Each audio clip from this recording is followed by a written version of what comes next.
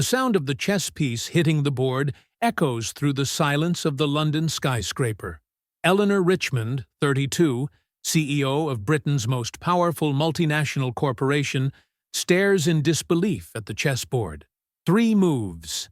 Just 3 moves were enough for Marcus Thompson, a single dad with paint-stained hands, to destroy her 7 years of chess invincibility.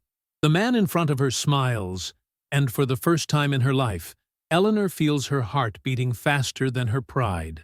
The 42nd floor of the Shard gleamed under London's evening lights. Eleanor Richmond walked across her office in Louboutin heels, each step a drumbeat against the black marble floor. Through the panoramic windows, the city pulsed with life. Black cabs weaving through traffic lights, young couples strolling hand in hand along the Thames, families returning home after dinner in Covent Garden. But up there, everything was control, power, absolute silence. Eleanor's office was a temple of excellence. Tempered glass walls, Scandinavian design furniture, contemporary art pieces worth more than an average London flat. On the main desk, multi-million-pound contracts were arranged with military precision. Every object had its place, every detail calculated to impress, intimidate, dominate. Eleanor had built all this through 10 years of ruthless sacrifice. First-class economics degree from Oxford, MBA from Cambridge, lightning career in the best multinationals before founding her company at 26. Now, at 32, she was considered one of Britain's most powerful women. The Financial Times had put her on their list of Europe's most influential under-35s. Her signature on a contract could change entire companies' destinies. Yet, that evening, while reviewing documents for the acquisition of Meridian Holdings, a £200 million operation, Eleanor felt strangely restless. Perhaps it was the morning phone call with her mother in Surrey, who had accused her of never calling, of becoming a stranger. Or perhaps it was her cousin Olivia's wedding the previous weekend in the Cotswolds, where everyone had asked when she would marry too, looking at her with that mixture of envy and pity they reserved for successful single women. It was 8:20 when Marcus Thompson entered pushing the cleaning trolley. Security had changed the schedules without warning her, a detail that would normally have infuriated her. But that evening she was simply struck by the jarring contrast this man represented in her perfect world. The faded jeans and gray t-shirt clashed violently with the glacial elegance of the environment. His worn trainers told stories of long walks, of buses caught at dawn, of a life lived with struggle. His dark eyes, however, showed no submission or embarrassment. They surveyed the room with a curiosity that Eleanor found disturbing, as if he were studying not the objects to be cleaned, but the soul of the place. The man was about 35, broad shoulders that his t-shirt couldn't hide, strong hands marked by honest work. His face was interesting. Regular but not perfect features, a small scar above his left eyebrow that gave him a lived-in look, and a smile, when he noticed being watched, that Eleanor had never seen in board meetings. It was a genuine smile, free of the interested falseness that characterized her world. His gaze fell on the crystal chess set that dominated the side table of the office, pieces arranged in a half-finished game. Eleanor noticed him pause, tilt his head slightly, as if analyzing the position. No one had ever lingered over that chessboard, except to compliment its beauty or artistic value.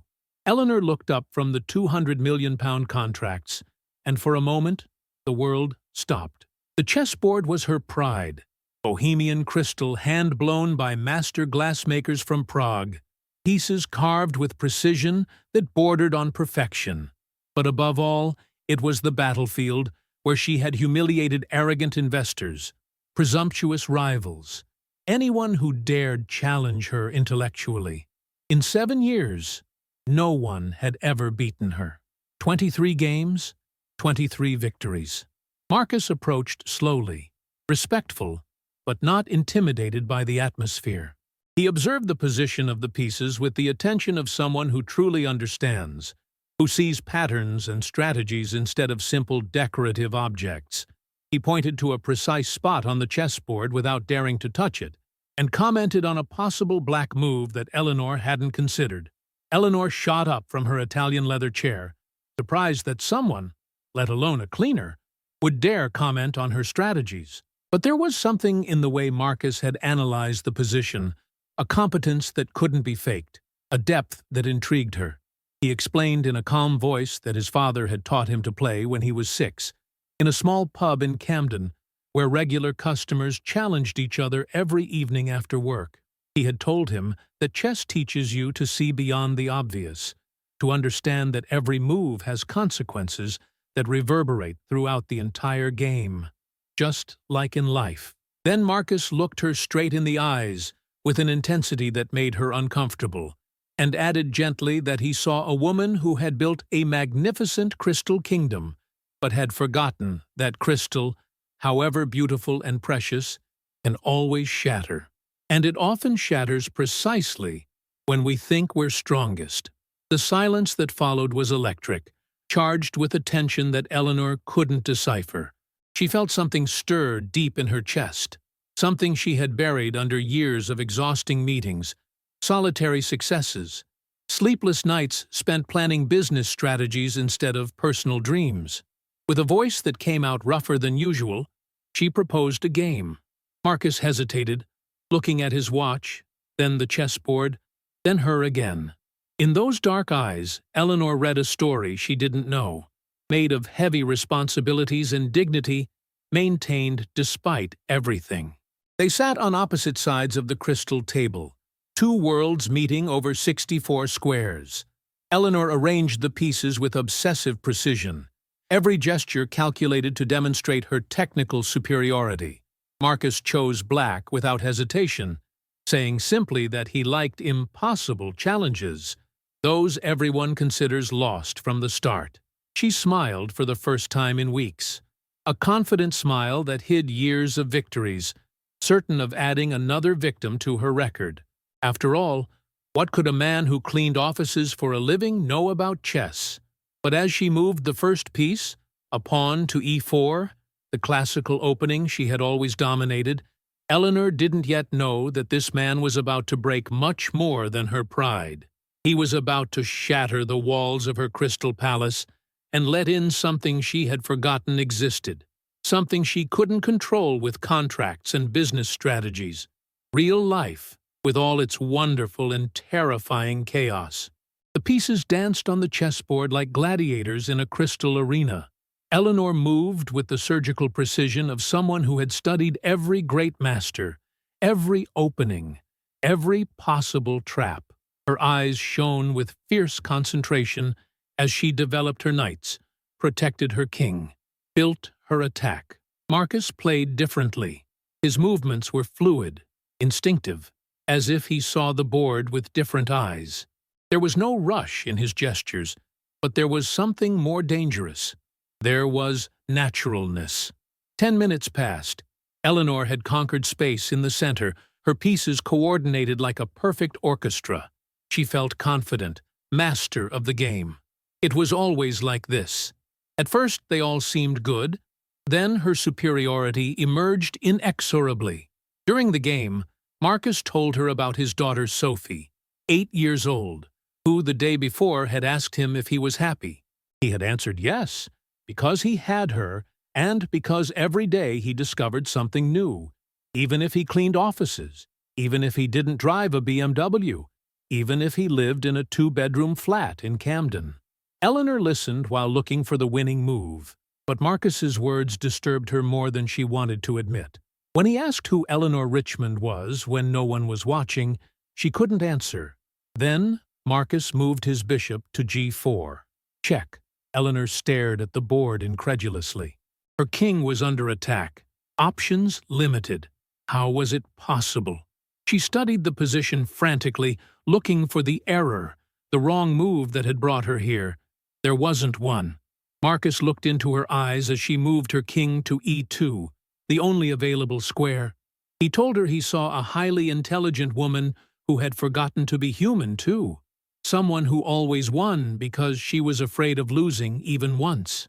And with these words, Marcus moved his queen to F2. Checkmate. The silence that fell in the office was deafening. Eleanor stared at the board, her brain refusing to accept the evidence. 3 moves. 3 simple, elementary moves, and her kingdom had collapsed. Marcus began putting the pieces back in the box, explaining that his father always told him that chess was like life. If you spend all your time building fortifications, you forget to really live. Eleanor watched him tidy the pieces, every gesture calm and precise. She felt something break inside her, something that had held everything together for too long. Marcus stood up, returned to his cleaning trolley, and told her that losing, sometimes, can be the best way to start winning for real. The lift descended silently to the underground garage. Eleanor couldn't get Marcus's words about the woman who had forgotten to be human out of her mind.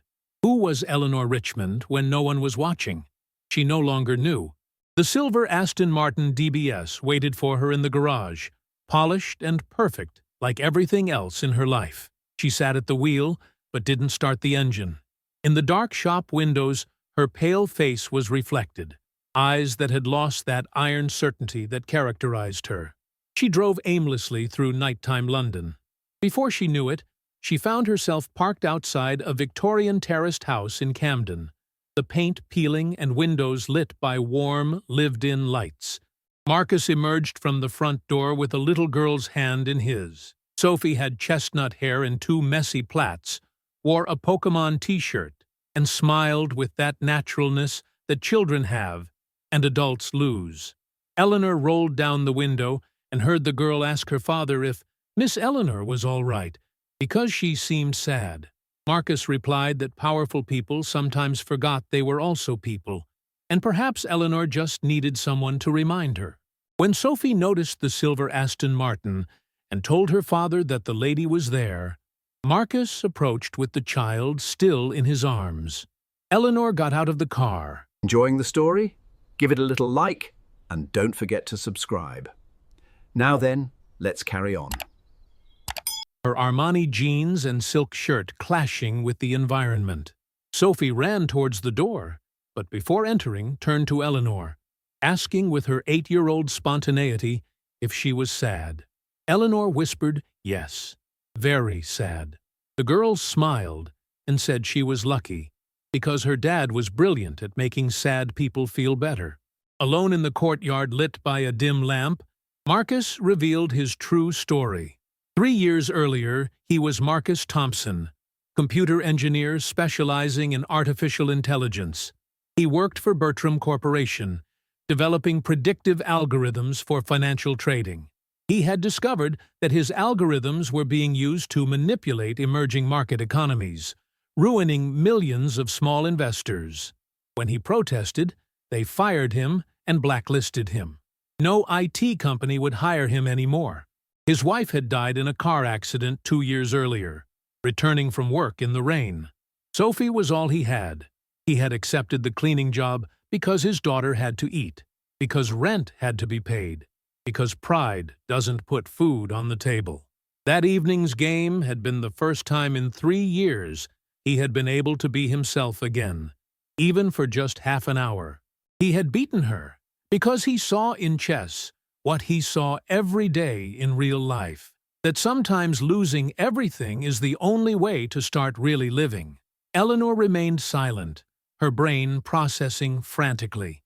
The man who had just destroyed her invincibility was a computing genius reduced to cleaning her offices. The irony was cruel and perfect. The cafe on the corner of Camden High Street smelled of coffee and warm croissants at 7 in the morning. London was slowly waking up between traffic noise and early customers' chatter. Eleanor hadn't slept. She had spent the night driving around the city, thinking, feeling her world collapse piece by piece. Marcus entered with Sophie's hand in his. The girl wore her frozen backpack and smiled at everyone with that spontaneity that melts the hardest hearts. They headed to the table where Eleanor was waiting, 3 espressos and a hot chocolate already ordered. In the morning light, Marcus looked younger, but also more tired. Years of sacrifice could be read in the lines around his eyes, in the hands that trembled slightly as he grasped the cup. Eleanor had a proposal. She wanted Marcus to come back to work for her, not as a cleaner, but as what he really was, a computer engineer. Her IT department was developing a new artificial intelligence system for predictive analysis of financial markets. Marcus objected that he was blacklisted, that no one would ever hire him after what happened at Bertram Corporation. Eleanor revealed that Bertram Corporation was about to be investigated for international market manipulation, and his algorithms had been the decisive evidence for the Financial Conduct Authority's inquiry. Sophie, who was coloring with felt tips on paper, looked up and asked what integrity meant. Marcus smiled at his daughter, explaining it meant doing the right thing even when no one's watching. The girl exclaimed that, like Eleanor the night before, who had done the right thing by coming to visit them. Eleanor felt her heart race when Sophie told her with innocent wisdom that perhaps she wasn't important, or perhaps she was different from other important people, because she had lowered herself to talk to them. Marcus's mobile rang.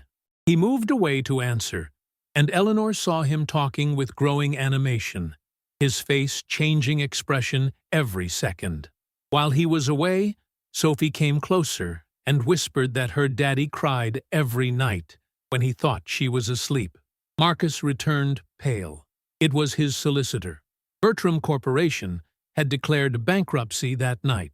All projects had been seized, including his algorithms. Now he was legally free. Eleanor renewed her proposal, offering the salary worth an engineer of his caliber, plus a bonus for lost time. Marcus objected that he didn't need charity, and Eleanor replied that she didn't do charity. She did business, and the best business was investing in genuine talent. Sophie finished her drawing and showed it proudly. 3 people sitting at a table, her with plaits, Marcus smiling, Eleanor with a crown on her head. When Eleanor asked why she had drawn her with a crown, Sophie replied that real queens weren't those who always won, but those who knew how to lose and then knew how to get back up. Richmond Industries headquarters had never been so quiet. It was 11 at night, and through the 42nd floor corridors, only Eleanor and Marcus's footsteps echoed. She still wore the morning's gray suit. He had replaced his jeans with a dark suit that made him look like the engineer he was 3 years ago. Marcus uploaded his new algorithms to the system, while Eleanor watched him type codes that were incomprehensible hieroglyphics to her. The servers hummed softly.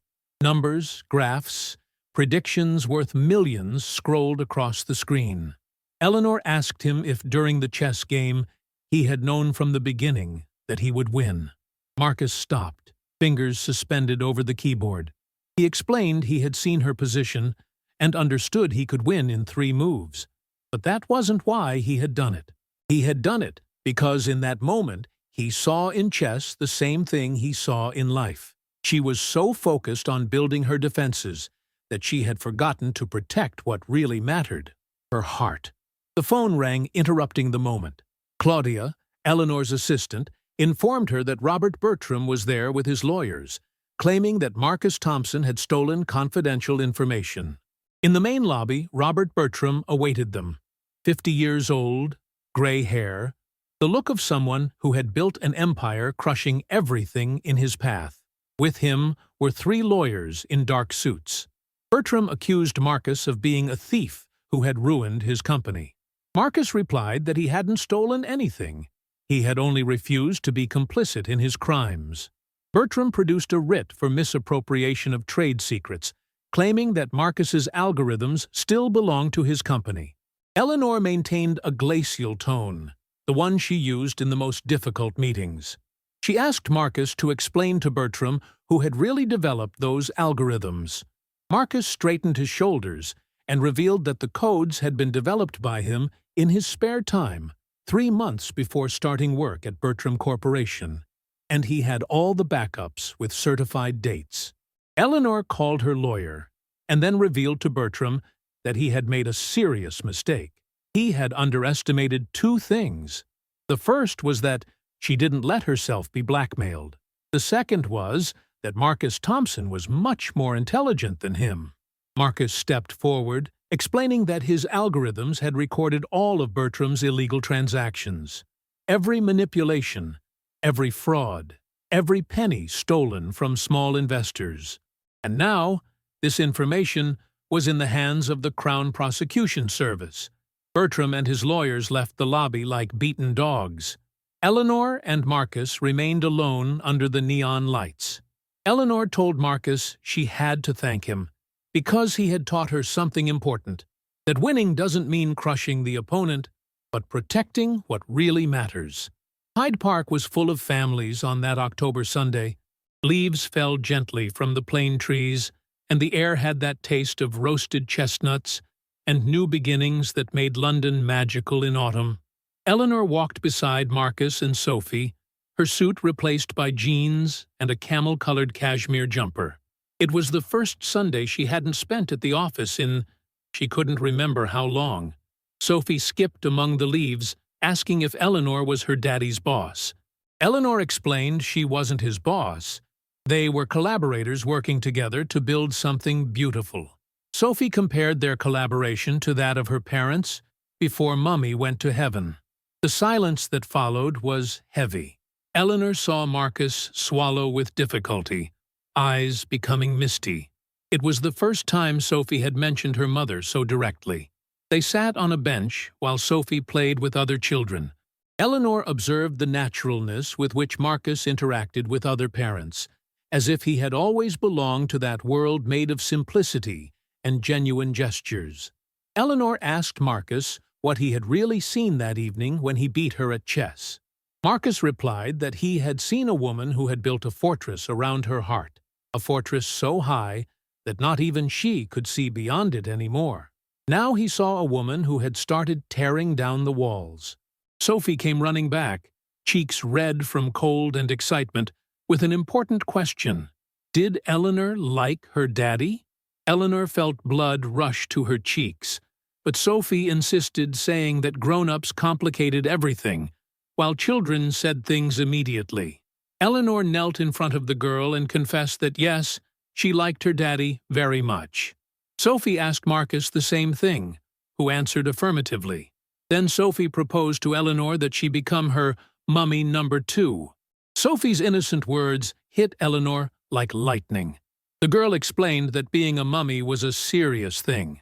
That's why she was asking her, because Eleanor was serious when needed, but also knew how to laugh and made Daddy smile in a way she hadn't seen since Mummy went to heaven. Eleanor established rules. First, she had to learn to make pancakes the way Sophie liked them.